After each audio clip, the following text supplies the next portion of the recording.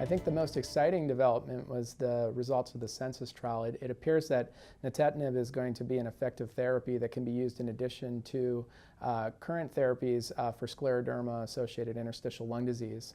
I think in addition to that, there are new antifibrotic medications that can be added to the available FDA-approved antifibrotics for the treatment of idiopathic pulmonary fibrosis on the horizon. However, further phase 3 clinical trials are needed to confirm the results of these earlier studies. Finally, there's some provocative data from a negative trial on a medication looking at therapy for cough in IPF.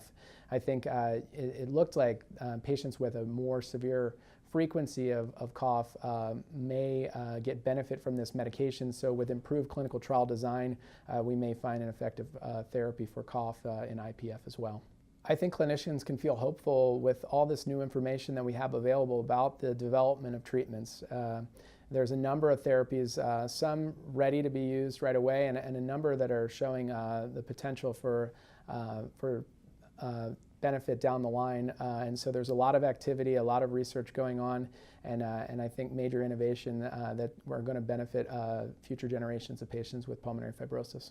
I think the take-home messages for clinicians managing patients with interstitial lung disease is the same as it's been for a while, but we're getting more tools to be able to think about them, and that is that really that good history taking to figure out environmental exposures, the use of autoantibodies, and now the possibility of genomic classifiers are all tools that we can use to be better at diagnosing patients with interstitial lung diseases.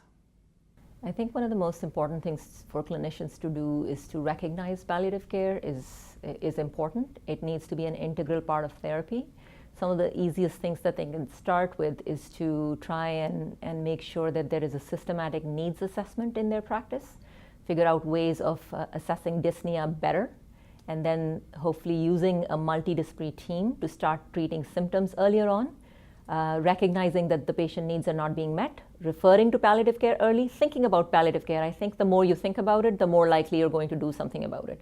The other aspect to remember is to engage in advanced care planning, even if it's just to ask a patient if they have an advanced care directive.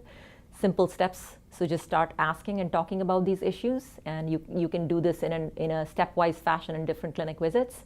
Step 3, try to connect with patients to community resources. First, find out what community resources exist, and then try and connect them appropriately.